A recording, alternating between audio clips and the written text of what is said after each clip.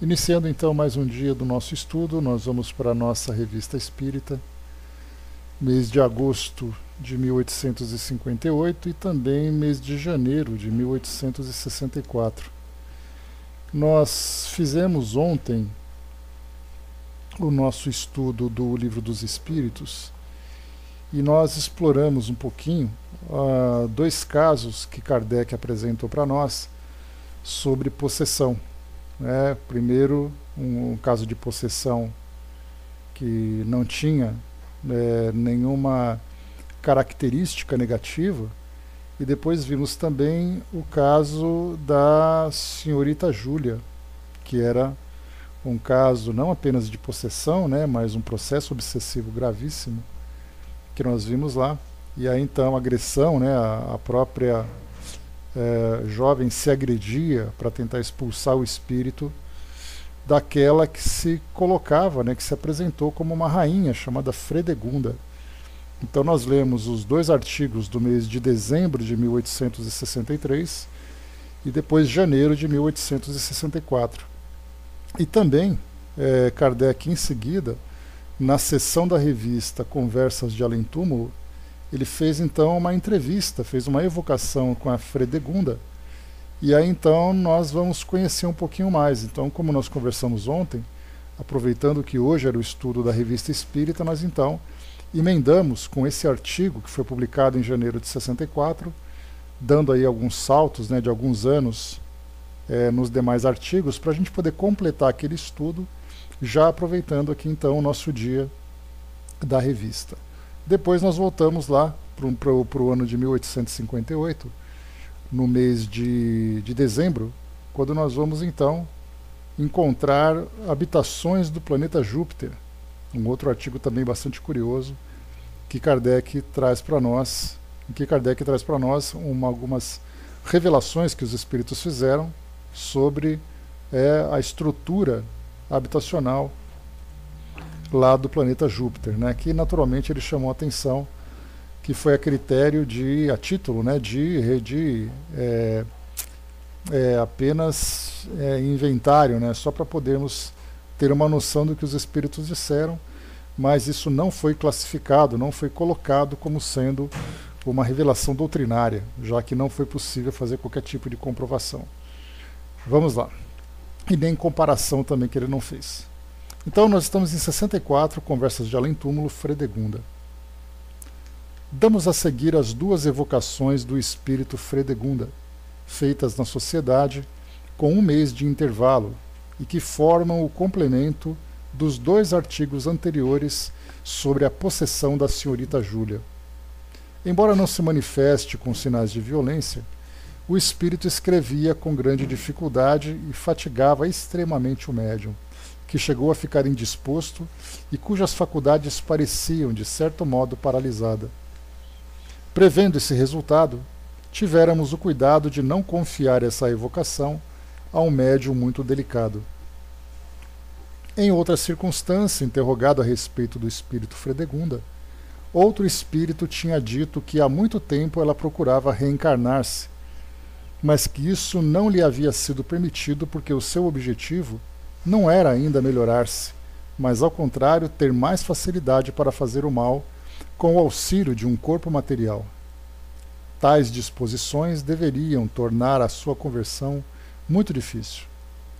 Entretanto, esta não o foi, tanto quanto se poderia temer, graças, sem dúvida, ao concurso benevolente de todas as pessoas que nela participaram, e talvez também porque era chegado o momento em que esse espírito deveria entrar na via do arrependimento.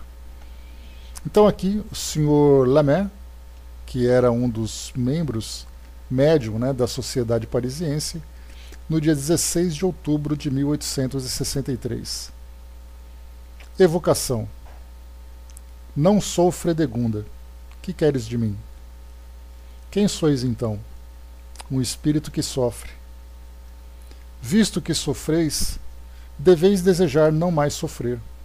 Nós vos assistiremos, pois lamentamos todos os que sofrem neste mundo e no outro. Mas é necessário que nos escuteis, que nos secundeis, e para isso é preciso que oreis. Agradeço-vos, mas não posso orar. Nós vamos orar. Isso vos auxiliará. Tende confiança na bondade de Deus, que sempre perdoa aquele que se arrepende. Creio em vós. Orai, orai. Talvez eu me possa converter. Mas não basta que oremos. É preciso também que oreis. Eu quis orar e não pude. Tentarei agora com o vosso auxílio. Dizei conosco: meu Deus, perdoai-me, já que pequei. Arrependo-me do mal que fiz. Diluei depois. Isso não é o suficiente. É preciso escrever. Aqui o espírito é incapaz de escrever a palavra Deus. Só depois de muito encorajamento consegue terminar a frase, de modo irregular e pouco legível. Ela ia colocar meu Deus, né? Não basta dizer isso pro forma. É preciso pensar e tomar a resolução de não mais fazer o mal. Como vereis, logo sereis aliviada. Vou orar. Se oraste sinceramente, não vos sentis melhor? Ó sim. Agora dai-nos alguns detalhes sobre a vossa vida e as causas da vossa obstinação contra Júlia. Mais tarde direi, mas hoje não posso. Prometeis deixar Júlia em paz? O mal que lhe fazeis cai sobre vós e aumenta o vosso sofrimento. Sim, mas sou impelida por outros espíritos piores do que eu. É uma má desculpa que dais para vos escusardes.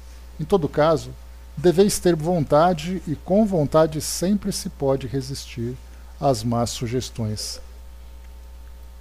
Se eu tivesse tido vontade, não sofreria. Sou punida porque não soube resistir. No entanto, mostrastes bastante vontade para atormentar Júlia. Como acabais de tomar boas resoluções, nós vos exortamos a nelas persistir e pedimos aos espíritos bons que vos secundem. Aqui tem uma observação de Kardec para concluir essa pequena entrevista. Durante esta evocação, outro médium recebeu de seu guia espiritual uma comunicação, contendo, entre outras coisas, o seguinte. Aqui então abrimos aspas. Não vos inquieteis com as recusas que notais nas respostas desse espírito. Sua ideia fixa de reencarnar faz que repila toda a solidariedade com o passado, embora não suporte muito os seus efeitos. E é ela mesma a que foi indicada, mas não quer concordar consigo mesma. Né? Então aqui, enquanto o trabalho era realizado, a gente vê o interessante, a equipe que Kardec montava então para poder ter esse tipo de comunicação. Principalmente um espírito com esse grau de ferocidade, né, que mostrou durante aqueles processos durante os momentos de possessão com a senhorita Júlia. A Dídima colocou, né, vontade, né, a nossa grande potência que abre as portas às outras potências, né? Então, e muitas vezes é porque o detalhe, né, Dídima, que a gente já chegou a ver lá no livro O Céu e o Inferno, na seção dos espíritos endurecidos, nós lembramos que nós encontramos espíritos endurecidos, mostrando, por exemplo, a rainha de Oud, né, que era um espírito que havia sido rainha na Índia antes da sua desencarnação, e era um espírito muito arrogante, ainda muito prepotente. Mas nessa mesma sessão nós encontramos espíritos endurecidos demonstrando uma apatia muito grande. Então é aquela vontade de não fazer nada, ou qualquer falta de vontade. E aí então Kardec, conversando com São Luís, ele orientava então a respeito exatamente dessa questão, que o grande problema que nós temos não é ter vontade, né? É direcionarmos essa vontade. Porque como nós vimos aqui, fazer o mal depende da vontade. Nós só precisamos mudar a polaridade dela. Então se eu tenho uma vontade intensa de fazer o mal, eu posso usar essa mesma intensidade para fazer o bem. E nesse caso do livro Céu e Inferno que nós vimos dos endurecidos, O grande problema de dois espíritos que nós tínhamos ali eram dois seres que não tinham vontade de fazer nada. Eles mostravam uma apatia muito grande, aquele estado depressivo muito grande. Então, assim, primeiro nós temos a falta de vontade e a vontade. E aí então é esclarecido que a parte mais grave dessas duas condições é exatamente a falta de vontade. Porque se o espírito tem vontade, mas ele faz coisa errada, se ele receber o devido esclarecimento, ele vai começar a usar aquela mesma potência para realizar o bem. Agora, aquele espírito que não tem vontade, despertar nele a motivação para começar a construir, a produzir alguma coisa, esse é o grande trabalho, esse é o grande desafio. Então, falta de vontade e vontade. E depois, nessa vontade, direcionar para o bem ou manter, ou direcionar para o mal, né, e cada um com as suas consequências. Então, essa vontade é uma grande potência, sem dúvida nenhuma. Basta que ela seja bem direcionada. Depois aqui, então, nós vimos aqui, inicialmente, foi no dia 16 de outubro. Depois, quase um mês depois, no dia 13 de novembro, ainda de 63, foi feita a evocação e ela responde: estou pronta para responder. Persististes na boa resolução em que estáveis da última vez? Sim. Então ela manteve ali a vontade de se melhorar mesmo. Como vos achais? Muito bem, pois orei. Estou mais calma e muito mais feliz. Com efeito, sabemos que Júlia não foi mais atormentada. Já que podeis vos comunicar mais facilmente, quereis dizer por que vos obstinasseis tanto contra ela? Obstináveis tanto contra ela? Há séculos eu não era lembrada e desejava que a maldição que cobre meu nome cessasse um pouco, a fim de que uma prece, uma única, viesse consolar-me. Oro, creio em Deus, agora posso pronunciar o seu nome, e por certo é mais do que eu poderia esperar do benefício que me concedeis. Observação de Kardec. No intervalo da primeira à segunda evocação, o espírito era chamado todos os dias por aquele de nossos colegas encarregado de o instruir. Um fato positivo é que a partir desse momento a senhorita Júlia deixou de ser atormentada. Então, assim, o que a gente vê nesse processo de transformação que esse espírito vivenciou foi a primeira evocação e a última. No intervalo, evocações diárias para que ela fosse instruída e recebesse ali todo o auxílio. E aquilo que a gente não vê é exatamente o trabalho feito no plano espiritual, onde ela era então envolvida certamente pelos espíritos mais elevados, tentando fazer com que ela inicialmente rompesse qualquer conexão com aqueles espíritos que ela chamou de seres piores que ela, né? E depois então quebrando essa vibração, envolvendo-a para que ela se esclarecesse. Nós vimos uma situação muito parecida quando nós estudamos lá no livro Memórias de um Suicida, quando então Camilo, saindo do hospital e começando a conhecer toda aquela estrutura, nós fomos àquela sessão chamada Torre de Vigia. Vocês devem se lembrar. Naquela torre de vigia, então, ele chegou até lá e encontrou um dos orientadores dos trabalhos daquela instituição, dedicando toda a sua atenção para um espírito que se encontrava então recluso. Ele era um líder de um grupo de obsessores que havia cometido o suicídio e induzido também outras tantas pessoas ao suicídio. E aí então ele se apresentava nessa condição de espírito endurecido, e ele ficava então restrito naquela sessão, isolado de outros espíritos, fazendo ali então, sendo submetido a regressões de memórias, a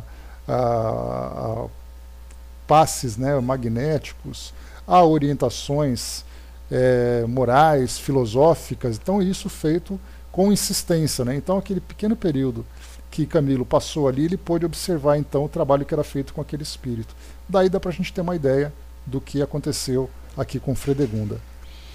Arnaldo colocou, né, deixe-me entender, evocação diária, por que nos acomodamos com reuniões semanais? Foi colocado aqui, ó, no intervalo da primeira à segunda reunião, o espírito era chamado todos os dias por aquele de nossos colegas encarregado de o instruir.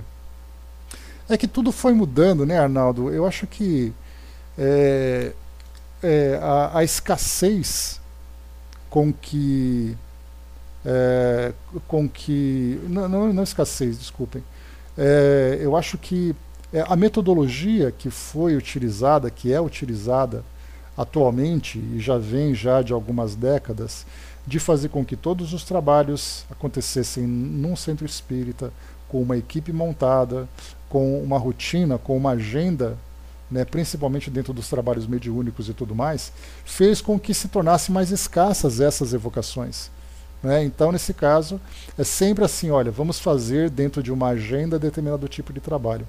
Naquela época de Kardec, eles se viam com muito mais liberdade para poder fazer esses tipos de atividade. Né? Então, assim, eram trabalhos diários, por exemplo, nós não sabemos aqui se esse trabalho era feito de evocação diária, se era feito no centro espírita, se era feito na residência desse trabalhador, desse médium, né? Mas mesmo que fosse lá na sociedade, era, por exemplo, ele que fazia a orientação e mais um outro médium que recebia a comunicação desse espírito. Então ali havia aquele trabalho. Né? Então realmente nós hoje acabamos nos acomodando num determinado padrão de trabalho, perdendo a oportunidade de nos aprofundarmos muito mais, de termos ali um alcance muito maior das nossas atividades. Né? Exatamente a mesma coisa. Né? Então, fazendo ali também o Evangelho no Lar como sendo, né? E aí a gente lembra que o Evangelho no Lar, ele acabou também, nós já chegamos a falar sobre isso, ele acabou também acompanhando o mesmo sistema, né, que a Igreja acaba adotando com relação às missas dominicais. Então nós lembramos, Kardec trouxe para nós aqui na Revista Espírita, bom dia, Tico Teco, aquela orientação que afirmava que muitos daqueles que estavam se interessando pela doutrina espírita, se consideravam como convertidos e tudo mais, embora ainda, né, ou melhor, se interessassem pelo espiritismo, mas continuassem ainda frequentando as missas dominicais, eles acabaram sofrendo uma rejeição muito grande por aquela comunidade. Então eles eram, por exemplo, o espiritismo era atacado nos púlpitos, né, das igrejas, nos sermões, as pessoas eram apontadas dentro da igreja, eram muitas vezes até expulsas das igrejas. Então elas acabavam sendo impedidas de participar daqueles cultos que para ela era algo natural, já que nós lembramos que Kardec mesmo afirmava que a doutrina espírita não tem qualquer pretensão de mudá-las. Se você tem a sua fé, você tem a sua religião, e ela te faz bem, você deseja, o que a doutrina espírita faz é trazer para nós uma filosofia que fale sobre essa realidade do mundo espiritual. Muitas vezes existe uma incompatibilidade entre os dogmas de uma igreja e aquilo que a doutrina espírita traz como esclarecimento, mas tem pessoas que convivem muito bem com isso, mas naquela época acabavam sendo rejeitadas. Então foi aí que Kardec sugeriu, então, na Revista Espírita, o trabalho do Evangelho no Lar, que seria uma substituição desses cultos dominicais. Então as pessoas fazendo, em vez de participar de uma missa, faziam essa reunião do Evangelho em casa, durante uma vez por semana, que era exatamente seguindo esse mesmo padrão. Então, na verdade, a gente vai se acomodando, fazendo com que esse tipo de prática se torne quase que um dogma para nós. Quer dizer, você não pode fazer mais que uma vez por semana, você não pode fazer quinzenal, eu tenho que fazer uma vez por semana, naquele horário, tudo certo. Mas se eu quiser fazer todos os dias? E se nós quisermos fazer um trabalho mediúnico todos os dias? Aí vem, claro, a logística da disponibilidade de médiums para fazer atividade e tudo mais, mas a gente tem que compreender a facilidade ou a dificuldade para a realização e não sistematizar esse tipo de trabalho. Porque aí, do contrário, nós ficamos realmente restritos a uma ideia sem ter motivo. Por que você faz assim? Ah, não sei. Eu faço porque eu aprendi. E o outro que aprendeu com outro, e assim vai se multiplicando aquela mesma orientação, né? E nós ficamos presos a isso, sem nos darmos conta dessa importância. A mesma coisa de cura. Olha, você vem uma vez por semana tomar passe. Por que não tomar passe todos os dias? Qual é o problema de você fazer isso? Se você tem disponibilidade, por que não? Né? Bom dia, Osmar. Então, é aí que a gente vê, né? Então, nesse caso, como era um caso grave, todos os dias era então feita a evocação desse espírito. A Miriam colocou: Jesus fazia evangelho no lar na casa de Pedro, né? Mas sempre que tinha oportunidade do encontro, sem uma rotina fixa, assim. Então, claro, né, que é interessante também que até mesmo dentro da prática do evangelho no lar, a gente tem assim, você tem que fazer naquele horário, naquele momento, porque os espíritos vão estar juntos. Mas se você quiser fazer num outro horário, avulso, por exemplo, mesmo sabendo que os espíritos não poderão estar conosco ali, serão beneficiados da mesma forma, pelas vibrações, pelo estudo. Então, quer dizer, nós temos que tirar um pouco essa ideia desses sistemas tão prejudiciais e que engessam o nosso trabalho, acabam engessando, inclusive, a nossa própria mente. Né? Então, tendo disponibilidade e necessidade, faça da forma que achar melhor. 18, vamos lá. E porque acaba virando, né, Miriam? Vira-se uma prática ritualística para nós, de horário, de dia, de postura. Olha quanta coisa acaba tendo e perdendo ali o verdadeiro sentido. Era como o magnetismo na época de Kardec. As sessões eram diárias e com um tempo em média de 30 a 40 minutos. Hoje em dia o passe deve durar ao tempo de um Pai Nosso ou metade, né? Dependendo da pressa que se tem ali, tanto do aplicador, né, do médium, como do paciente, né, isso acaba mudando também. Então olha só a diferença de um trabalho para outro. Quanta coisa a gente perde, né, com essa modernidade. Né? Não que a gente tenha que manter aquela visão ortodoxa, mas é que no passado as coisas eram levadas com muito mais profundidade e hoje nós acabamos, pela facilidade, pela pressa, por essa necessidade de agilizar as coisas, nós perdemos muito em qualidade.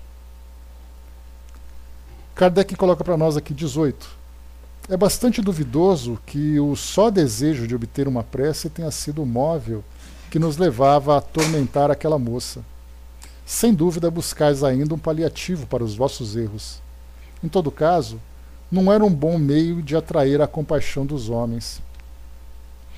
A resposta, quer dizer, ela está dizendo aqui que, como ela comentou anteriormente, só voltando um pouquinho aqui, que ela fazia aquele mal em busca de uma prece, como ela colocou aqui, né? Então ela diz assim que há séculos que eu não era lembrada e desejava que a maldição que cobre meu nome cessasse um pouco, a fim de que uma prece, uma única, viesse consolar-me. E aí então Kardec colocou: é bastante duvidoso que só o desejo de obter uma prece tenha sido o móvel que vos levava a atormentar aquela moça. Sem dúvida, buscais ainda um paliativo para os vossos erros.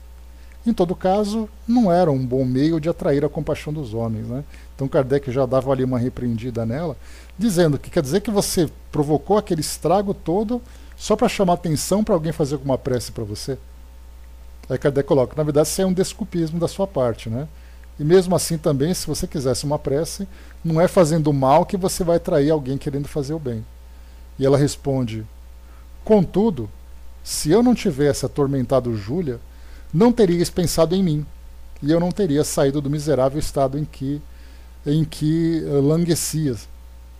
Disso resultou uma instrução para vós e um grande bem para mim, pois me abristes os olhos.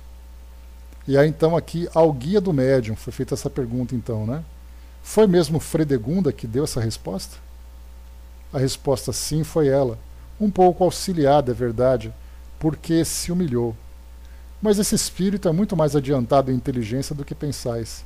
Falta-lhe o progresso moral, cujos primeiros passos lhe ajudais a dar.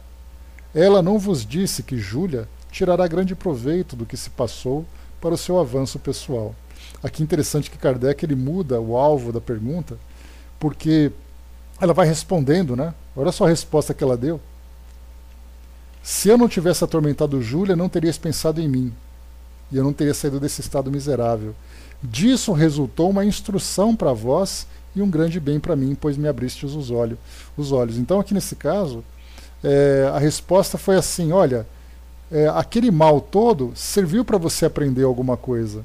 Aí Kardec rapidamente já levantou a sobrancelha e falou: opa, não foi isso, não foi ela que respondeu isso.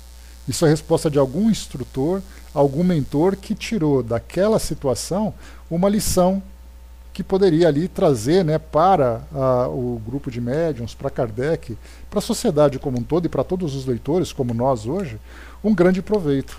E aí então, quando foi perguntado para o guia do médium, foi respondido então que ela foi auxiliada e, claro, traz essa inspiração. Olha, não foi de todo mal porque você também aprendeu alguma coisa.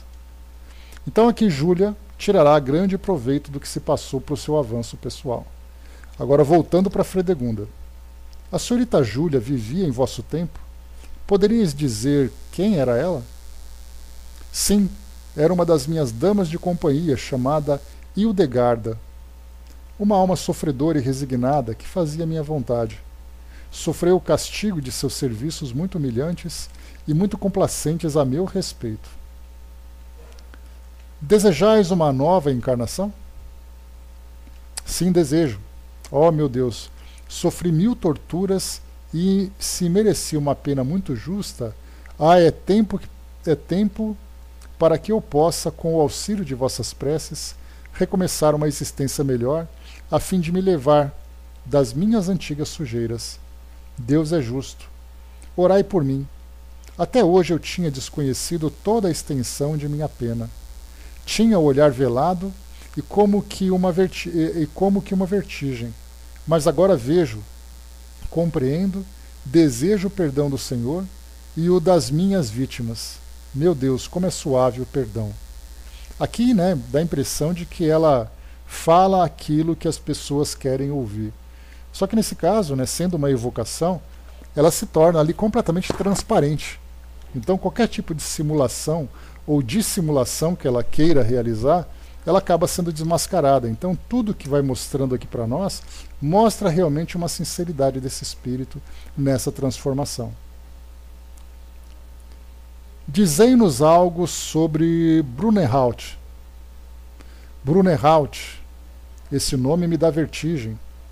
Foi o grande erro da minha vida e senti o meu velho ódio despertar ao ouvir o seu nome. Mas Deus me perdoará e doravante poderei escrever esse nome sem tremer. Mais feliz que eu, ela está reencarnada pela segunda vez, desempenhando um papel que desejo, o de irmã de caridade. Esse Brunerhaut foi citado aqui, deixa eu ver aqui, página 38, deixa eu fazer uma pesquisa rápida para a gente poder recuperar.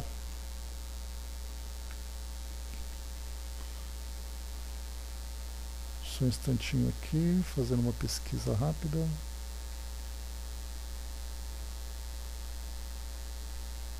Vamos lá.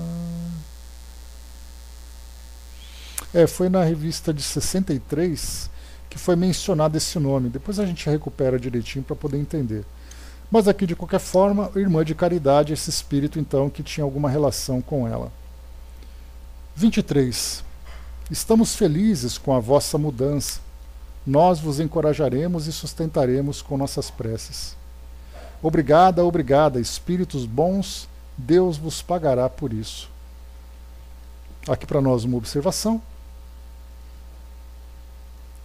Um fato característico dos espíritos maus é a impossibilidade em que muitas vezes se acham de pronunciar ou escrever o nome de Deus.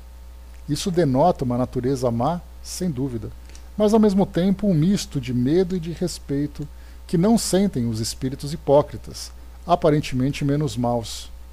Esses últimos, longe de recuarem ante o nome de Deus, deles se servem afrontosamente para captar a confiança.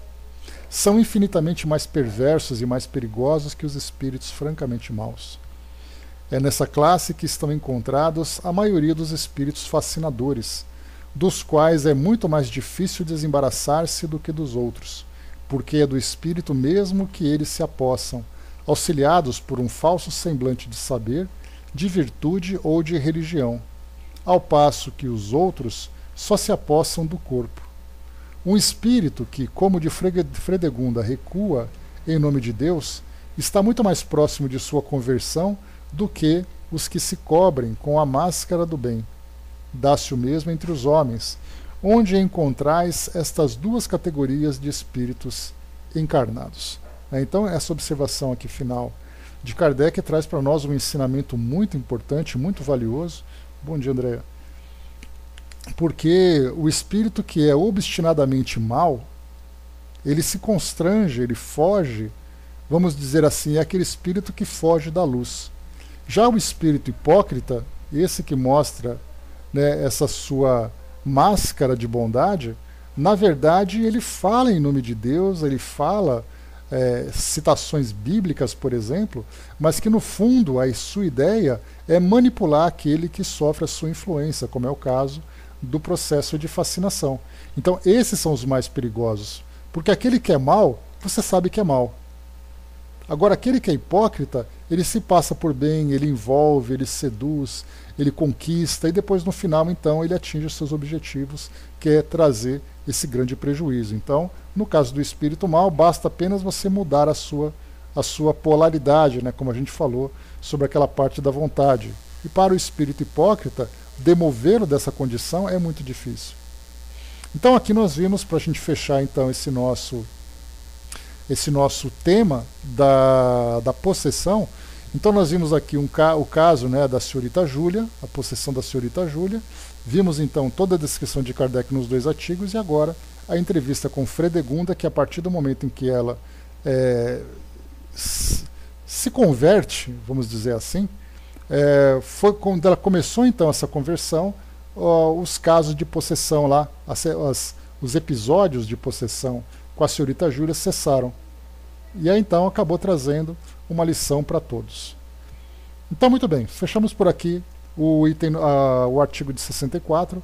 Agora nós vamos então, saltando aqui, virando a nossa página, habitações do planeta Júpiter. Só voltando um pouquinho aqui para nós, o artigo anterior, observações a propósito dos desenhos de Júpiter.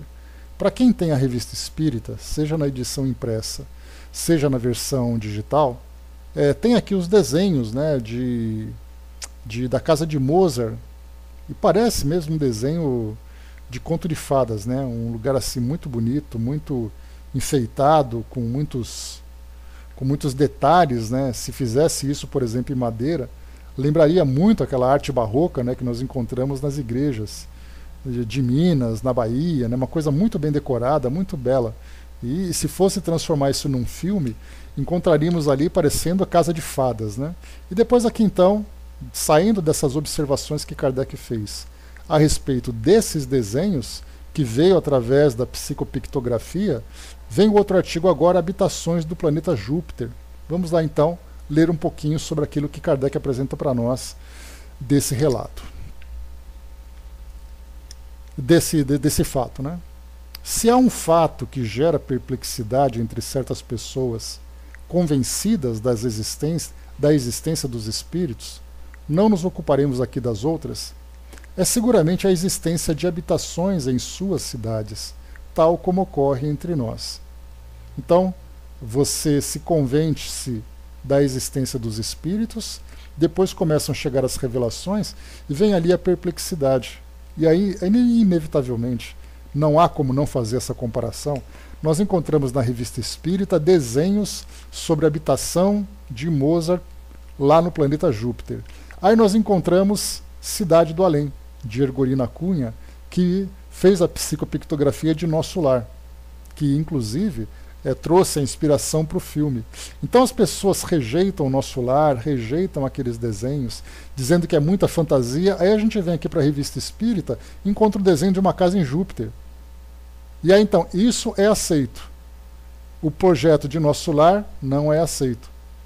A mesma coisa acontece com outras instituições também, outras comunidades no plano espiritual, né? Então, é exatamente a mesma coisa, gera essa perplexidade quando nós então encontramos com essas habitações em cidades no plano espiritual. E aí isso dá um nó, né? Porque as pessoas... Quer dizer que na Revista Espírita você acredita, no Nosso Lar você não acredita. Não, porque o Nosso Lar fala em palácios, porque fala de rios, porque fala de lugares de trabalho. Vamos aqui ler então Habitações do planeta Júpiter, para ver se esses relatos são mais leves, mais racionais do que aquilo que é trazido em Nosso Lar. André colocou aqui embaixo, né, tem vários detalhes relativos à música, com clave de sol, flauta, violoncelo, harpa e outros, né? Achei linda, porque a música, na verdade, né, André, a música principalmente que sensibiliza o espírito, é uma característica dos planos espirituais mais elevados. Então é absolutamente natural que nós encontremos músicas, odores, perfumes, formas, cores. Todos esses elementos fazem parte desse mundo mais elevado. Então, mais uma vez, só para a gente poder iniciar, para focarmos aqui o nosso raciocínio. Se há um fato que gera perplexidade entre certas pessoas convencidas da existência dos espíritos, é seguramente a existência de habitações em suas cidades, tal como ocorre entre nós. Não me pouparam de críticas. Casas de espíritos em Júpiter? Que gozação! Que seja, nada tem a ver com isso. Se o leitor aqui não encontra, na verossimilhança das explicações, uma prova suficiente da sua veracidade, se, como nós, não se surpreende com a perfeita concordância das revelações espíritas com os dados mais positivos da ciência astronômica, numa palavra, se não vê, senão, uma hábil mistificação nos detalhes que se seguem e no desenho que os acompanham, eu os convido a pedir explicação aos espíritos, de quem sou apenas o instrumento e o eco fiel. Que ele evoque Palisse ou Mozart, ou outro habitante desse mundo. Bem-aventurado, que sejam interrogados, que minhas afirmações sejam controladas pelas suas, que, enfim, discutam com eles. Quanto a mim, apenas apresento o que me foi dado, repetindo somente o que me foi dito. E por esse papel, absolutamente passivo, creio-me ao abrigo tanto da censura quanto do elogio. Aqui interessante nessa colocação que é apresentada para nós, porque é exatamente isso, né? Você não acredita em nosso lar? Não, não acredito. Então evoca um espírito e pergunta. Eu não preciso evocar porque eu tenho os livros. Então você não tem interesse em conhecer realmente. É uma coisa muito bacana esse raciocínio de Kardec, muito interessante. Arnaldo colocou, é muito comum ouvir que Kardec tratava a revista como um laboratório para colher impressões de quem as liam sobre determinados assuntos e depois trazê-los ou não para o espiritismo. Isso pode ser? Arnaldo, a revista espírita ele era um canal de comunicação que Kardec criou para poder conversar com o público e com aqueles que se interessavam. E, ao mesmo tempo, ele tinha também ali condições de publicar ideias, não necessariamente experimentos, né? Porque dá a impressão de que ele fazia testes aqui, só que, na verdade, a revista espírita era um meio de comunicação. Então, tudo aquilo que ele publicava, muitas vezes até um artigo que não tinha ali uma concordância dos espíritos, ele afirmava isso no artigo. Então, ele apresentava para nós o raciocínio, o método, ele nos incentivava sempre a essa lógica de investigação. Nada era passado para nós aqui a título de experimento. Tanto é assim que basta você consultar o livro A Gênese, quando fala sobre a gênese orgânica, a formação do corpo físico, Kardec também traz uma hipótese. Quando ele dizia, por exemplo, que, como naquela época não havia um aprofundamento nas pesquisas arqueológicas, paleontológicas, que trouxessem para nós fósseis que mostrassem principalmente antropológicas, né, arqueológicas, né, que mostrassem aquele intervalo que havia entre os primatas e o ser humano, aqueles humanoides, né, que começaram então a surgir principalmente do final do século XIX e metade do século XX, começaram a surgir aqueles seres primitivos, né, que nem eram homens, nem eram macacos, estavam naquele intervalo. Kardec não viu isso. O que ele teve na época dele, 1800, era um ou outro fóssil que tinha sido encontrado e não dava para formar uma ideia completa de tudo isso. Então, qual era a hipótese que ele trazia, já que Kardec ele foi influenciado pelas pesquisas de Charles Darwin? O Livro dos Espíritos foi publicado em 1857. Em 1859, A Origem das Espécies. Então nós veremos ali em algumas passagens, inclusive no livro A Gênese, essa conexão que Kardec fala entre os macacos, os primatas, e o ser humano. E ele dizia assim, um ser humano, um espírito humano, bem que poderia ocupar o corpo de um macaco, ajudando na evolução dessas formas. E depois ele coloca, mas isso é apenas uma hipótese. Então nós vemos assim que tanto nos livros que ele publicava, como na Revista Espírita, ele procurava desenvolver os assuntos da forma mais racional possível. E tanto nesse caso nós veremos assim algumas vezes mudanças de opinião, hipóteses que muitas vezes se confirmavam ou se confirmariam no futuro ou seriam negadas. Então, desprezar a Revista Espírita apenas imaginando que Kardec usava isso para fazer experimentos, para ver qual era a reação do público, seria rebaixar Kardec num autor como qualquer outro.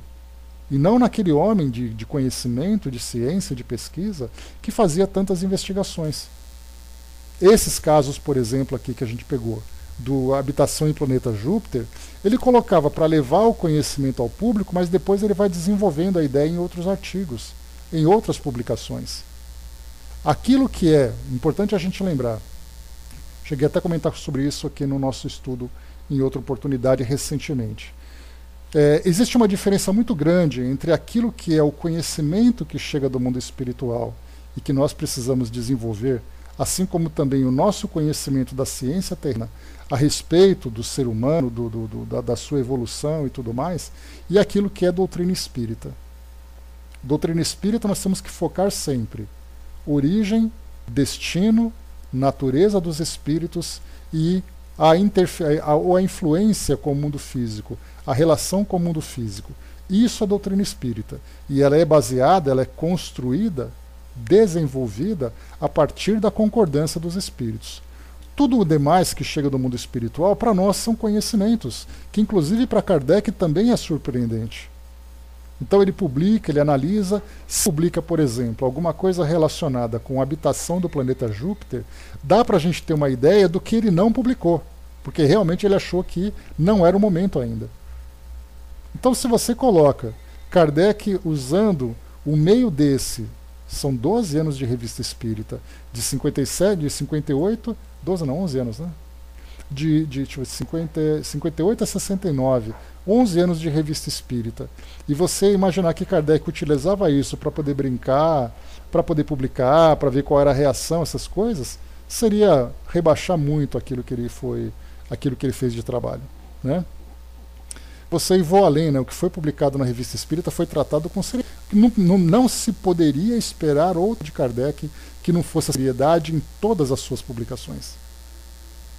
E quando é algo que não se tem condições de comprovar, é só conhecimento. Por exemplo, a habitação do planeta Júpiter não é doutrinário. Doutrinário é falar sobre a pluralidade dos mundos habitados. Doutrinário é falar sobre a reencarnação.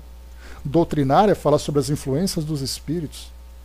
Agora, as situações que ele vai apresentando para nós, depois de ser filtrado, depois de ser organizado, consultado dos espíritos, aí é a título de conhecimento que até para ele também era tema de se desenvolver. Isso que é importante, né? Sim, Tico e Teco. A doutrina dos espíritos, e não dos espíritas, né? Então, muito bem. Então, como Kardec coloca, se você não concorda com as habitações, então evoque esses espíritos que moram nesses mundos e pergunte. É a mesma coisa, você não acredita numa colônia espiritual? Chama um espírito e pergunta para ele. Aí as pessoas vão dizer, mas eu não faço parte de um grupo mediúnico, então eu prefiro ficar com os livros. Nesse caso, você acaba de abrir mão de você mesmo tirar suas dúvidas. Porque aí você vai pegar textos e vai interpretar de acordo com a sua opinião. Feita essa ressalva, e uma vez admitida a confiança nos espíritos, se aceitar como verdadeira a única doutrina realmente bela e sábia que a evocação dos espíritos nos revelou até aqui, isto é, a migração das almas de planeta em planeta, suas encarnações sucessivas e seu progresso incessante pelo trabalho, as habitações de Júpiter não nos deverão causar mais causar admiração. Então, olha só o que ele coloca. Se nós temos uma base doutrinária que fala sobre a evolução dos espíritos, os mundos habitados, fala sobre o progresso incessante dos espíritos pelo trabalho, nós veremos então que um planeta mais evoluído, que apresenta para nós uma estrutura mais evoluída, o que isso tem de surpreendente? Se é exatamente assim, nós não sabemos. É a mesma coisa que acontece com o nosso lar e com outras tantas colônias. Se você admite que no mundo espiritual os espíritos se desenvolvem, eles estudam, eles trabalham, eles se relacionam, qual o problema em admitir que eles fazem isso numa colônia? Fazem isso numa comunidade que tem estrutura, que tem suas habitações e tudo mais. A lógica nos permite isso. Embora ele não tenha falado diretamente, tanto que nós lemos, né, lá no Confissões de Voltaire, que Voltaire sobrevoava a cidade dos espíritos. Então, qual é o problema de nós admitirmos isso como possibilidade? E a partir da admissão da possibilidade, é uma investigação por parte daquele que é o estudante, ou daquele que se considera como estudioso. Desde que o espírito se encarna num mundo submetido, como o nosso, a uma dupla revolução, isso é, à alternativa de dias e noites e ao retorno periódico das estações, desde que tenha um corpo, por mais frágil seja esse envoltório material, não reclama apenas alimentação e vestuário, mas também um abrigo ou pelo menos um local de repouso, consequentemente uma casa. Com efeito, foi exatamente isso. Só um instantinho. Espera aí que eu apertei aqui um botão errado e eu me perdi.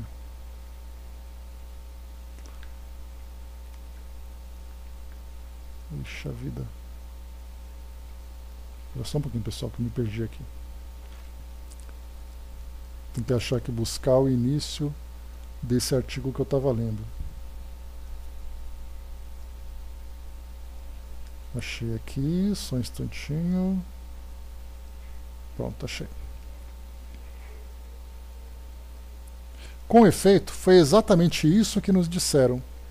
Como nós, e melhor que nós, os habitantes de Júpiter têm seus lares comuns e suas famílias, grupos harmoniosos de espíritos simpáticos unidos no triunfo depois de o haverem sido na luta. Daí as moradas tão espaçosas que podemos chamar merecidamente de palácios. Como nós ainda, esses espíritos têm suas festas, suas cerimônias, suas reuniões públicas, o que explica a existência de edifícios especialmente destinados a essas finalidades. Finalmente, devemos encontrar nessas regiões superiores toda uma humanidade, ativa e laboriosa como a nossa, como nós submetida a leis, necessidades e deveres, com a só diferença de que o progresso, rebelde aos nossos esforços, torna-se conquista fácil para os espíritos que já se despojaram de nossos vícios terrestres.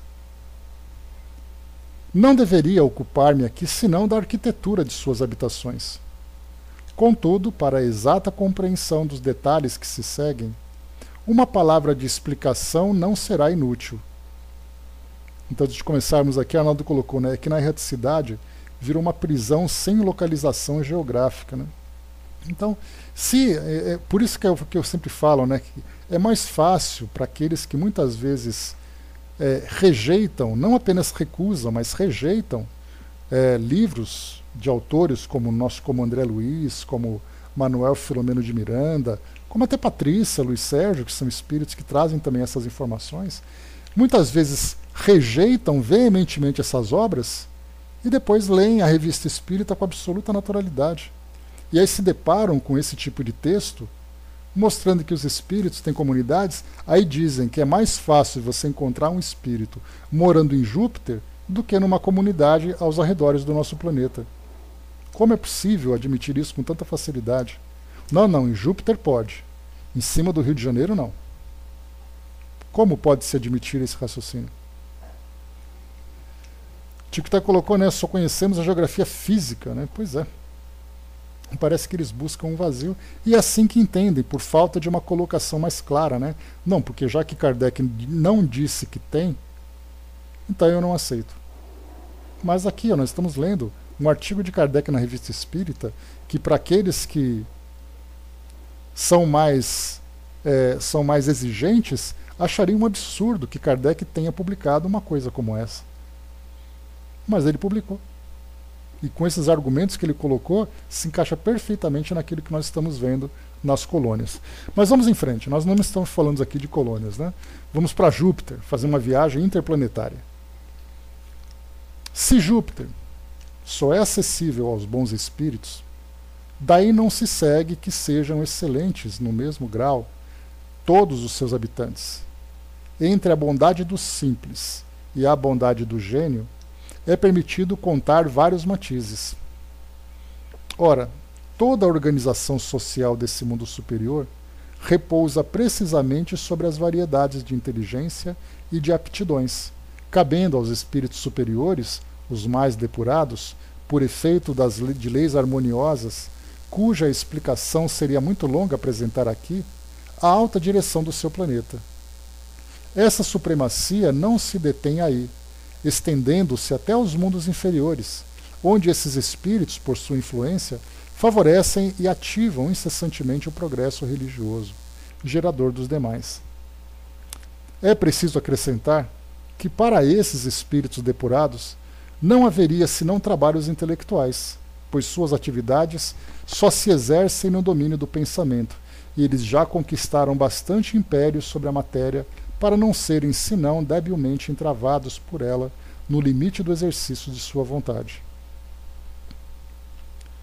O corpo desses espíritos, como aliás de todos os habitantes, todos os que habitam Júpiter, é de uma densidade tão leve que só encontra termo de comparação nos fluidos imponderáveis, um pouco maior do que o nosso, do qual reproduz exatamente a forma, embora mais pura e mais bela.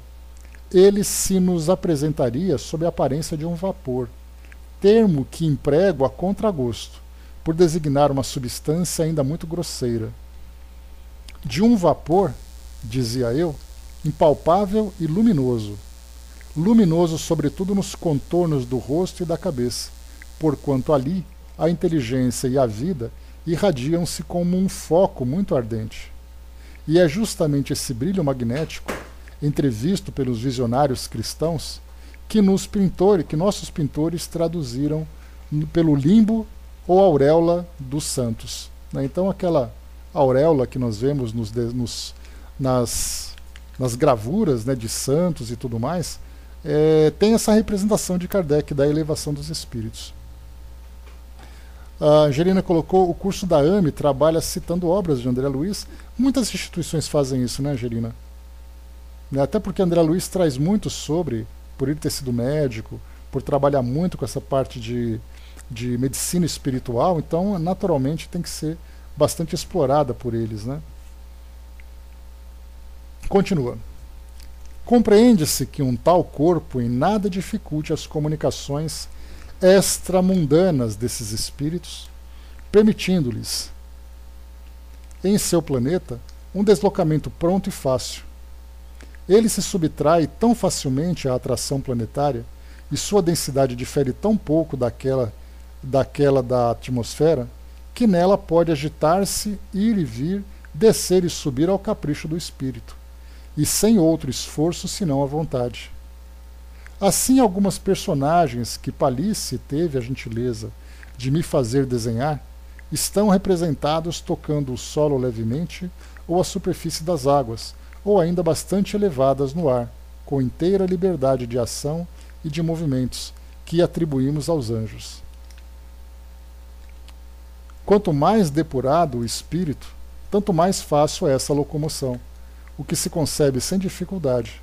Nada também é mais fácil aos habitantes do planeta do que avaliar, logo à primeira vista, o valor de um espírito que passa. 2 sinais falarão por ele: a altura de seu voo e a luz mais ou menos brilhante de sua auréola. Aqui só para a gente poder confirmar direitinho, deixa eu ver, 350. Só para pegar aqui a autoria, isso aqui eu estou lembrando agora, acho que não foi Kardec que publicou, mas foi outro. Deixa eu ver aqui. Observações. Está aqui, ó. Estamos inserindo nesse número da revista, conforme havíamos anunciado, o desenho de uma habitação de Júpiter, executado e gravado pelo Sr. Victorien Sardou, como médium, ao qual acrescentamos o artigo descritivo que teve a gentileza de escrever a respeito. Né? Só para poder lembrar aqui que foi o Sr. Victorien Sardou que escreveu esse artigo e Kardec, então, publicou aqui na revista. Vamos lá. Mas, de qualquer forma, isso não perde a sua qualidade, né? Porque nós lembramos, Kardec ele avaliava todo o conteúdo que era publicado. E ele não ia simplesmente publicar algo que fosse contrário a tudo aquilo que se estudava e se apresentava na doutrina. E continua. Em Júpiter, como em toda parte, os que alçam voos mais altos são os mais raros. Abaixo deles é preciso contar várias camadas de espíritos inferiores, tanto em virtude quanto em poder, mas naturalmente livres para os igualarem um dia, quando se aperfeiçoarem. Escalonados e classificados conforme seus méritos, eles se dedicam mais particularmente aos trabalhos que interessam ao próprio planeta, não exercendo sobre os mundos inferiores a autoridade toda poderosa dos primeiros. É verdade que respondem a uma evocação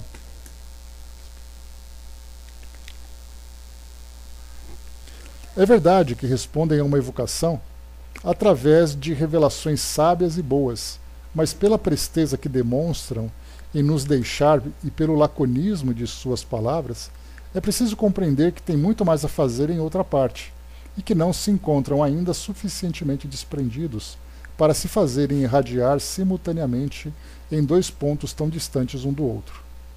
Enfim, seguindo os menos perfeitos desses espíritos, mas deles separados por um abismo, vêm os animais, que como únicos serviçais e únicos trabalhadores do planeta, merecem uma menção toda especial. Se designamos pelo nome de animais os seres bizarros que ocupam a base da escala, é porque os próprios espíritos o utilizam e também em razão da nossa língua não dispor de melhor termo para nos oferecer. Essa designação os avilta bastante. Chamá-los, porém, de homens seria conceder-lhes muita honra. De fato, são espíritos votados à animalidade, talvez por muito tempo ou, quem sabe, para sempre. Contudo, nem todos os espíritos são concordes com esse ponto e a solução do problema pode pertencer a mundos mais elevados que Júpiter. Então aqui, nem todos os espíritos são concordes com esse ponto e a solução do problema parece pertencer a mundos mais elevados que Júpiter. Ou seja, né, essa transição dos espíritos dessa condição animal para a condição humana. Seja qual for o seu futuro, entretanto, não há equívocos sobre o seu passado. Antes de ir para lá, esses espíritos emigraram sucessivamente em nossos mundos inferiores, do corpo de um ao outro,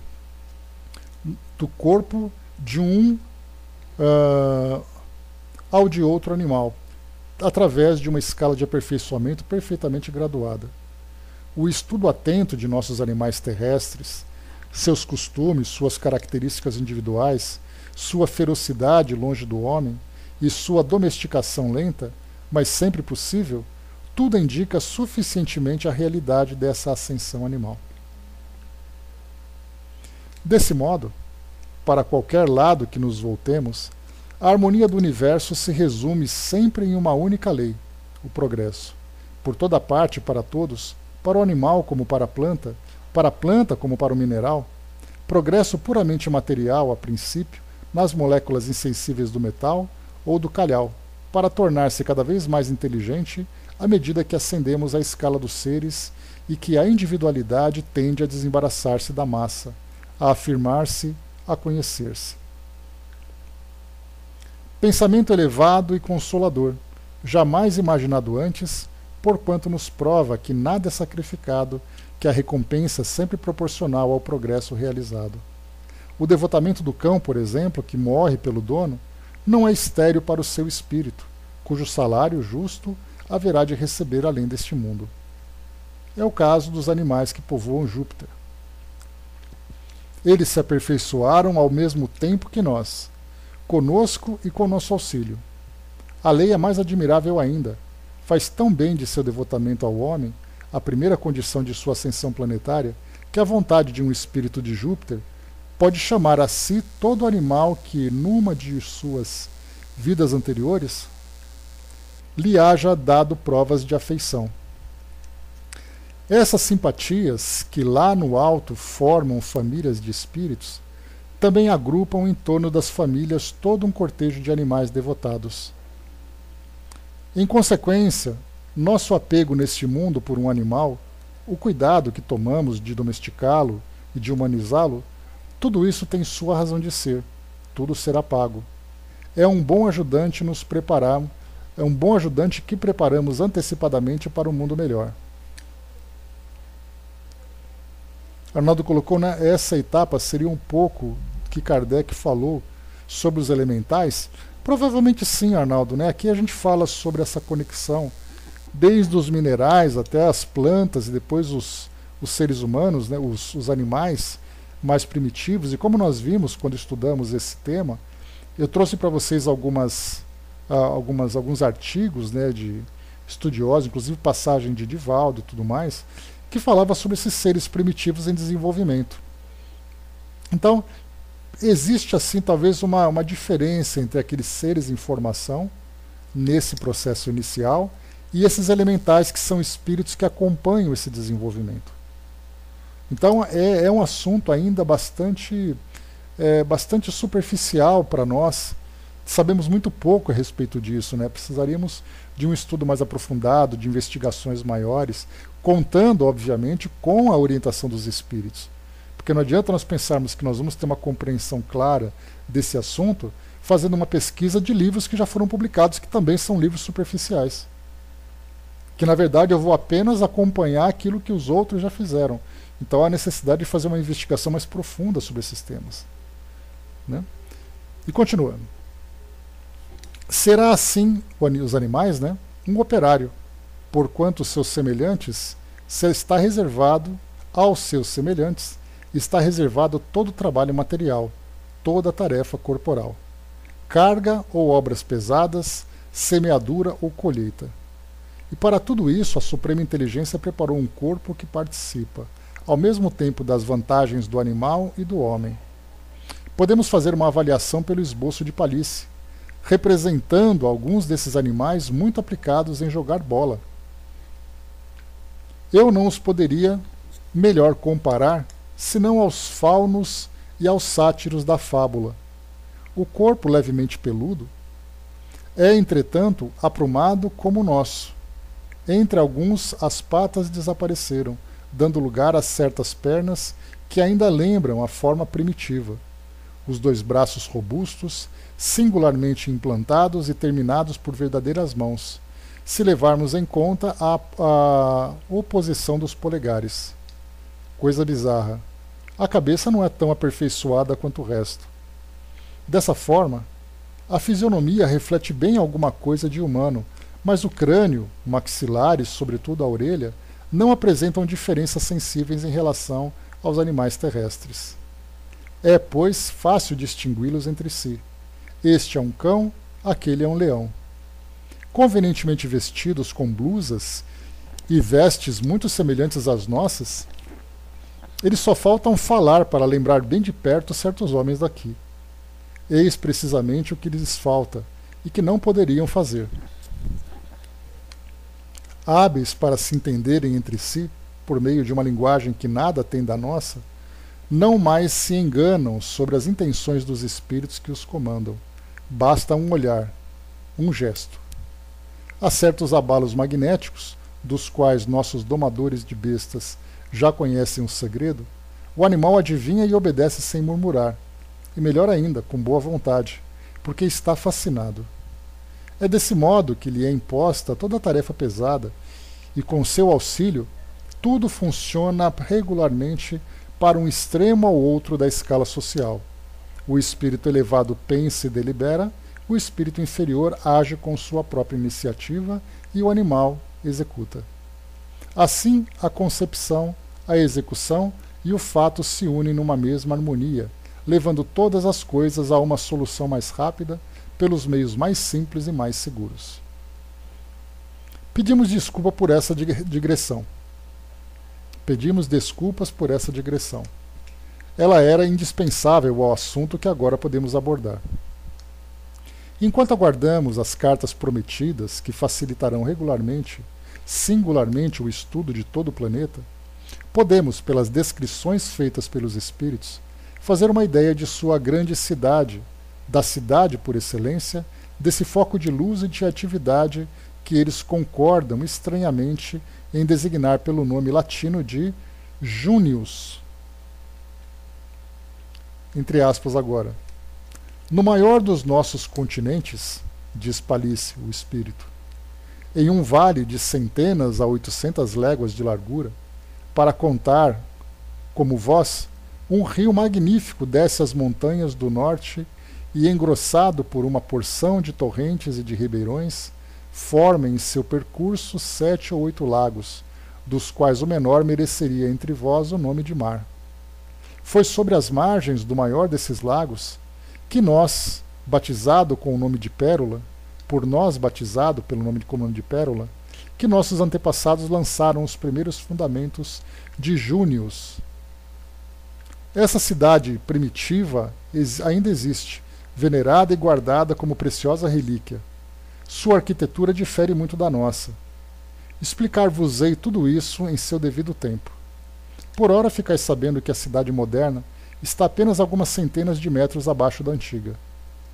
Limitado entre altas montanhas, o lago se derrama no vale por 8 enormes cataratas, que formam outras tantas correntes isoladas e dispersas em todos os sentidos.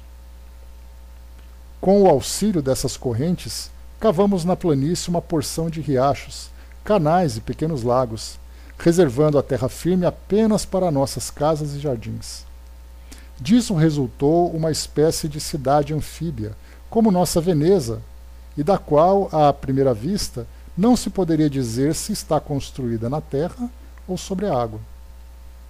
Nada vos direi hoje de 4 edifícios sagrados, construídos sobre a própria vertente das cataratas, de sorte que a água jorra aos borbotões de seus pórticos.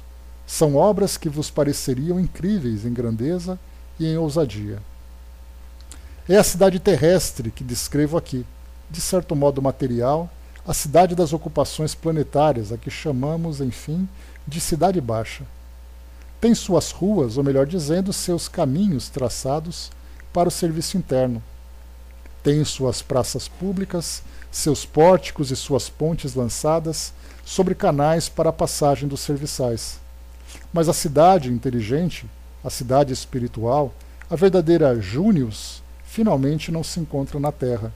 É preciso que se a procure no ar.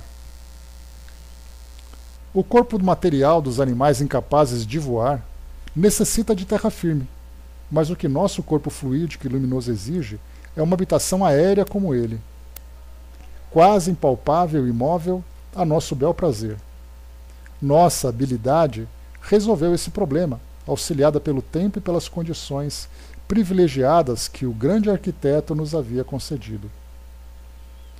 Compreende bem que essa conquista dos ares era indispensável a espírito como os nossos. Nosso dia tem a duração de 5 horas, e nossa noite igualmente dura o mesmo tempo. Mas tudo é relativo, e para seres aptos a pensar e a agir como o fazemos, para espíritos que se compreendem pela linguagem dos olhos e que sabem comunicar-se magneticamente à distância, nosso dia de 5 horas já igualaria uma de vossas semanas. Em nossa opinião, era ainda muito pouco. Aqui o que ele quis dizer é que aquilo que eles fazem em 5 horas, com essa facilidade de comunicação, com esse entendimento, é aquilo que nós produzimos em uma semana. De tamanha morosidade, dificuldade que nós temos para as nossas realizações. Em nossa opinião, era ainda muito pouco. A imobilidade da morada, o ponto fixo do lar, era um entrave para todas as nossas grandes obras. Hoje, pelo deslocamento rápido dessas moradas de pássaros, pela possibilidade de nos transportarmos, bem como os nossos, a tal ou qual endereço do planeta e a hora do dia que nos apraza, nossa existência pelo menos dobrou, e com ela tudo quanto se possa conceber de útil e de grandioso.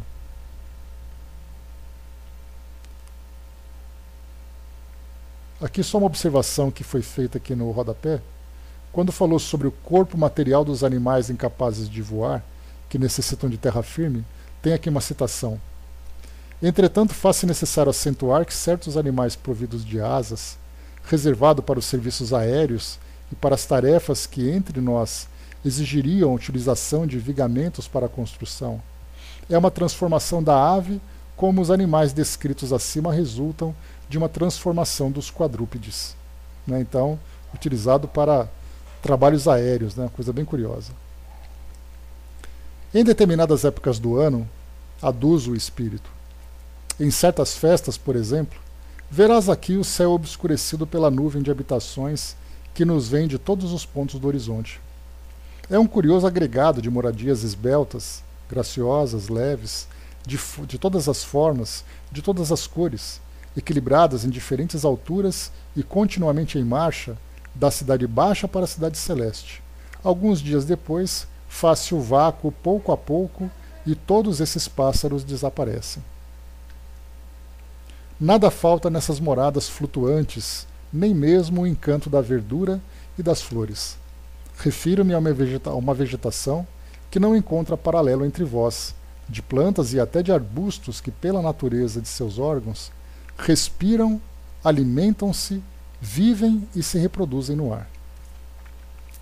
Temos, diz ainda o mesmo espírito, esses tufos de flores enormes, cujas formas e matizes nem podeis imaginar, e de uma leveza de tecido tão delicada que os torna quase transparentes. Balançando no ar, sustentados por grandes folhas, e munidos de gavinhas semelhantes à das videiras, reúnem-se em nuvens de 1000 tonalidades ou se dispersam ao sabor do vento, oferecendo um espetáculo encantador aos viandantes da Cidade Baixa. Imagina a graça dessas jangadas de verdura, desses jardins flutuantes que nossa vontade pode fazer e desfazer, e que algumas vezes duram toda uma estação. Longas fieiras de lianas e de ramos floridos destacam-se dessas alturas e se dependuram até o solo. Cachos enormes se agitam, despetalando-se e liberando perfume. Os espíritos, que se deslocam no ar, param a sua passagem.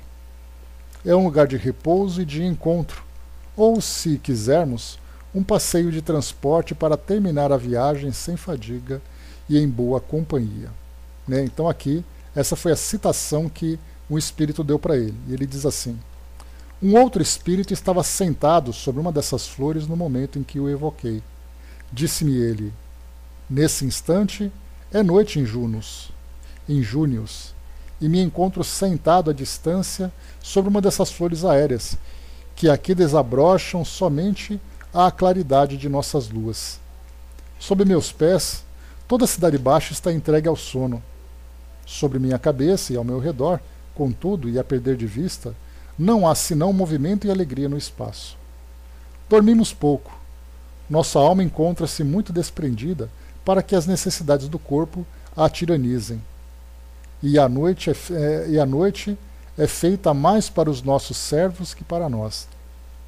E a hora de visitas e das longas conversas, dos passeios solitários, dos devaneios, da música, só vejo moradas etéreas, resplandecentes de luz, ou guirlandas de folhas e flores carregadas de bandos alegres. A primeira de nossas luas ilumina toda a Cidade Baixa. É uma luz suave, comparável à dos vossos luares. Mas ao lado do lago, a segunda se eleva, emitindo reflexos esverdeados que dão a todo o rio o aspecto de um vasto prado. Aí aqui depois continua o nosso autor. É sobre a margem direita desse rio, diz o espírito, cuja água te ofereceria uma consistência de um leve vapor, que está construída a casa de Mozart, que por meu intermédio Palisse houve por bem reproduzir sobre o cobre. Só apresento aqui a fachada sul. A grande entrada fica à esquerda, dando para a planície. À direita fica o rio, Os jardins estão localizados ao norte e ao sul. Perguntei a Moser quais eram seus vizinhos. Mais acima, disse ele, e mais embaixo, 2 espíritos que não conheces. Mais à esquerda, apenas uma grande campina me separa do jardim de Cervantes. Olha só, Miguel de Cervantes. Como as nossas, portanto, a casa tem 4 faces, laborando em erro, se disso fizéssemos uma regra geral. É construída com certa pedra que os animais extraem das pedreiras do norte, e cuja cor o espírito compara a esses tons esverdeados, que muitas vezes toma o azul do céu no momento em que o sol se põe. Quanto à sua rigidez, podemos fazer uma ideia por essa observação de Palissy, entre aspas aqui, que ela se fundiria sob a pressão de nossos dedos humanos, tão depressa quanto um floco de neve. Mesmo assim, ainda é uma das matérias mais resistentes do planeta. Nessas paredes, os espíritos esculpiram ou incrustaram estranhos arabescos que o desenho procura reproduzir. São ornamentos gravados na pedra e coloridos em seguida, ou incrustações que restabelecem a solidez da pedra verde, através de um processo que no momento desfruta de grande popularidade e que nos vegetais conserva toda a graça de seus contornos, toda a delicadeza de seus tecidos, toda a riqueza de seu colorido. E o espírito acrescenta: uma descoberta que fareis qualquer dia e que entre vós mudará muita coisa. A grande janela da direita apresenta um exemplo desse gênero de ornamentação. Um de seus bordos nada mais é que uma enorme cana, cujas folhas foram conservadas. O mesmo ocorre ao coroamento da janela principal, que afeta a forma da clave de sol. São plantas sarmentosas, enlaçadas e incrustadas. É por esse processo que eles obtêm a maior parte do coroamento dos edifícios, portões, balaústres, etc. Muitas vezes a planta é colocada na parede com as raízes e em condições de crescer livremente. Cresce e se desenvolve, suas flores desabrocham ao acaso, e o artista não as incrustou no lugar senão quando adquiriram todo o desenvolvimento requerido para a ornamentação do edifício. A casa de Palissy é decorada quase inteiramente dessa maneira. Deixa eu só ver aqui quanto que falta. Ainda tem um tanto aqui para nós, não vai dar tempo de ver tudo hoje. Vou dar, dá sim. Deixa eu voltar aqui rapidinho.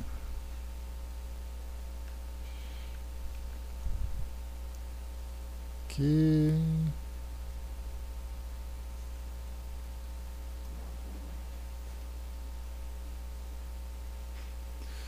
Tá.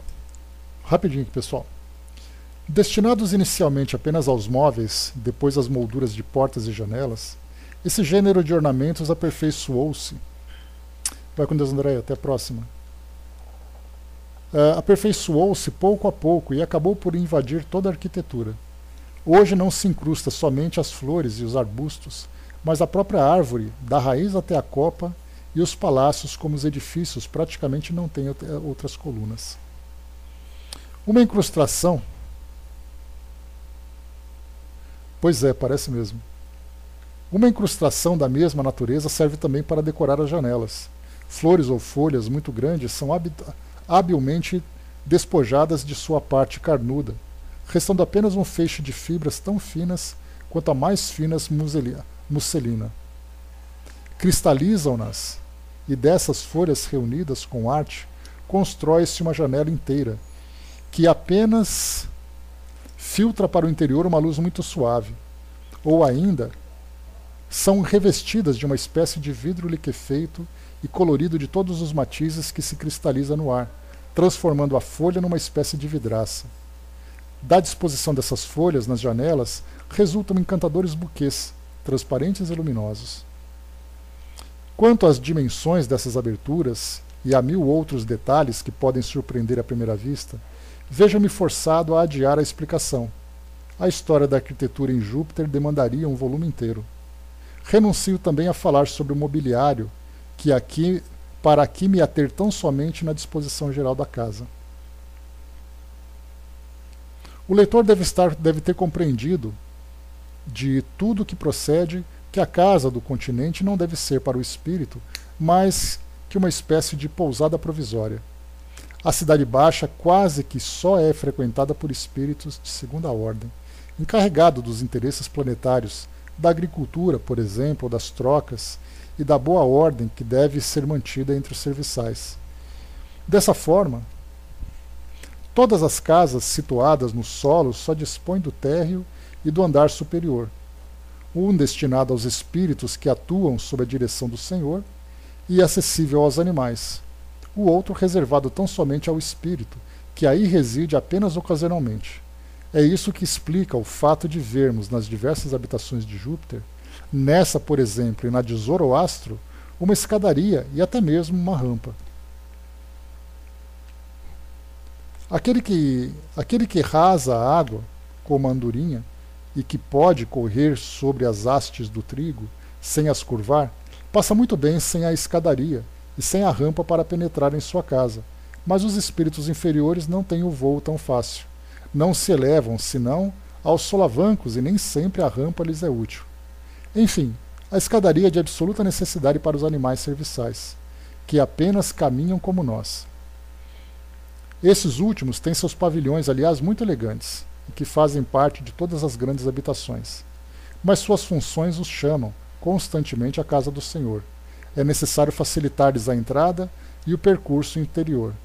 Daí essas construções bizarras, cuja base lembra muito nossos edifícios terrestres, mas deles diferindo por completo na parte superior. Só um instantinho, uma página. Tá. Estamos já acabando já.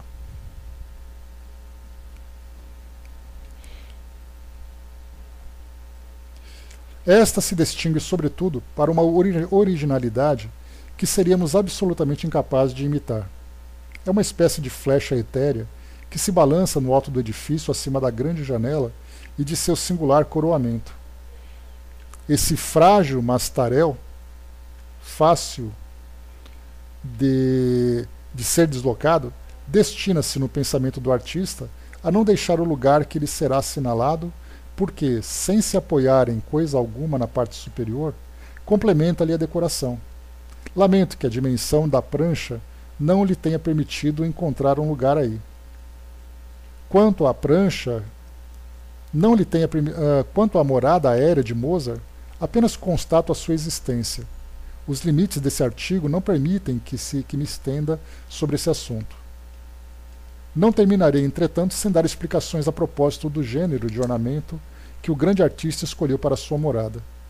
Nele é fácil reconhecer a lembrança de nossa música terrestre. A clave de Sol é ali frequentemente reproduzida, e coisa bizarra, jamais a clave de Fá. Na decoração do etéreo, encontramos um arco, uma espécie de tiorba ou de bandolim, uma lira e uma pauta completa de música. Mais alto é uma grande janela que lembra vagamente a forma de um órgão. As outras têm a aparência de grandes notas, enquanto notas menores são abundantes por toda a fachada. Seria erro concluir que a música de Júpiter seja comparável à nossa, e que se represente pelos mesmos sinais. Mozart explicou-se sobre isso, de maneira a não deixar qualquer dúvida, mas na decoração de suas casas, os espíritos lembram com prazer a missão terrestre que lhes fez merecer a encarnação em Júpiter, e que melhor resume o caráter de sua inteligência. Assim, na residência de Zoroastro, os astros e a chama constituem os únicos detalhes na decoração. A mais, parece que esse simbolismo tem suas regras e seus segredos. Nem todos esses ornamentos estão dispostos ao acaso, têm sua ordem lógica e sua significação precisa, mas é uma arte que os espíritos de Júpiter renunciam a nos fazer entender, pelo menos até hoje, e sobre o qual não se explicam de bom grado. Nossos velhos arquitetos também empregaram o simbolismo na decoração de suas catedrais. A Torre de Saint-Jacques não passa de um poema hermético, a acreditarmos na tradição. Nada há, pois, para nos admirarmos da originalidade da decoração arquitetônica em Júpiter. Se contradiz nossas ideias sobre a arte humana, é que, com efeito, existe um completo abismo entre a arquitetura que vive e fala e o primitivismo de nossa, quase nada exprime. Nisso, como em qualquer outra coisa, a prudência nos proíbe esse erro do relativo, que quer tudo reduzir a proporções e aos hábitos do homem terreno. Se os habitantes de Júpiter morassem como nós, comessem, vivessem, dormissem e andassem como nós, não haveria grande vantagem em ascender até lá. É justamente porque esse planeta difere bastante do nosso, que desejamos conhecê-lo e com ele sonhar com a nossa futura morada. De minha parte, não terei perdido tempo e serei muito feliz por me haverem os espíritos escolhido como intérprete, se seus desenhos e inscrições inspirarem a um só crente o desejo de subir mais rápido para Június e a coragem de tudo fazer para conseguir. Então, Vitória em Sardô é o nome aqui do nosso autor, e aqui Kardec então traz um pequeno comentário, só para poder finalizar esse artigo, coisa rápida de acabar aqui, meia página. O autor dessa interessante descrição é um desses adeptos fervorosos e esclarecidos, destacado aqui, que não temem confessar ativamente suas crenças e se colocam acima da crítica das pessoas que não acreditam em nada do escape do seu círculo de ideias. Ligar o nome a uma doutrina nova, afrontando os sarcasmos, é uma coragem que não é dada a todo mundo. Por isso felicitamos o Sr. V. Sardou. Seu trabalho revela o distinto escritor que, embora ainda jovem, já conquistou um honroso lugar na literatura, aliando ao talento de escrever os conhecimentos profundos de um sábio, prova evidente de que o Espiritismo não recruta seus prosélitos entre os tolos e os ignorantes. Fazemos votos porque o Sr. Sardou complete o mais breve possível seu trabalho, em tão boa hora iniciado. Se os astrônomos nos desvelam por suas sábias pesquisas o mecanismo do universo, por suas revelações os espíritos nos dão a conhecer o seu estado moral, e isso, como dizem, objetivando estimular-nos ao bem a fim de merecermos uma existência melhor. Assina aqui então Kardec, fechando esse artigo, um longo artigo, aqui do mês de agosto de 1858, sobre as moradas de Júpiter. Então, aqui a título de conhecimento, Kardec já falou sobre isso, a título de inventário, falando um pouquinho sobre aquilo que os espíritos falam de outros mundos, mas sem colocar isso como uma questão basilar da doutrina espírita. Então, eis aqui para nós esse artigo. Finalizamos então a leitura desses dois estudos. A Fredegunda, a entrevista aqui na Conversas Familiares de Além Túmulo, Conversas de Além Túmulo, de